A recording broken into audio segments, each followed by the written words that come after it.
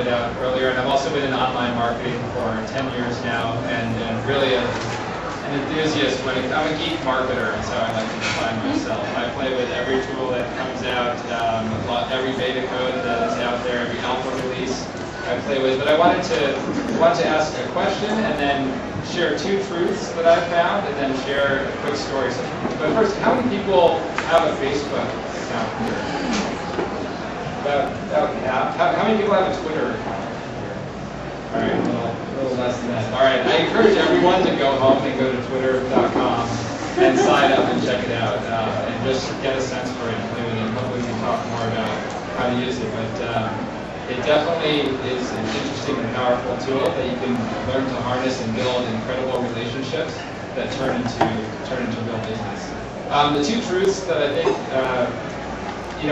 these technologies are just tools, right? The rules don't really change. It's just the tools that you're using. And so I think some really basic universal truths still exist, and especially apply with these tools. For example, all things being equal, people like to do business with people they like, right? And that doesn't change whether it's Twitter or LinkedIn or face-to-face or meetings like these.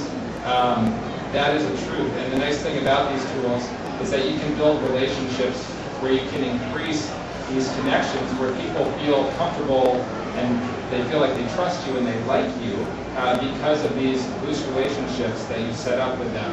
And so it takes the ability to network with people in this room and then network with thousands and still build those they call them weak ties, but these kind of loose, quasi-personal, quasi-professional relationships that make people feel comfortable reaching out to you and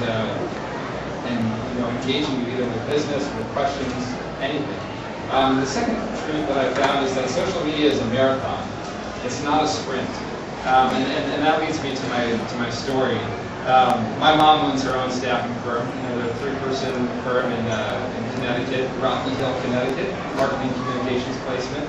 And she came out a couple weeks ago and she said, I need to know what this Twitter thing is. She's like, tell me what this Twitter thing is. I was at an ad club meeting last week, and a young kid was talking how he got 35 candidates just by posting a job on Twitter in 12 minutes. And she's like, tell me how to do it. I said, okay, well, we need to get you set up. We need to get you an account. We need to get you tweet that. We need to. And I go, and now, Mom, you have to give away all of your knowledge. And she said, what are you talking about? She's like, people come to me for my knowledge. And I was like, yeah, but now the rules of the game have changed. Now what you do is you demonstrate expertise. You demonstrate your value ahead of time, as Chris said, and what happens is people perceive that as gifts, right? You give away a piece of knowledge, people say, you're paying into this thing called the gift economy, which has really been created around these social tools. And then people respect you, they build up that like factor, they build up these relationship ties, and then business and relationships and all of that starts to flow out of it. So I got an email from my mom literally 2 days ago, and she said, Morgan, I posted a job for a creative director on Twitter, and no one's written back. Help me, I'm doing something wrong. I said, Mom, when you signed up last week, you only have 36 followers. 2 of them are me and my brother. The other 33 are extended family and friends. You haven't participated. You haven't paid it forward first. You don't deserve to reap any of the benefits of the community and of the network because you haven't paid anything in. You have to take time to establish yourself.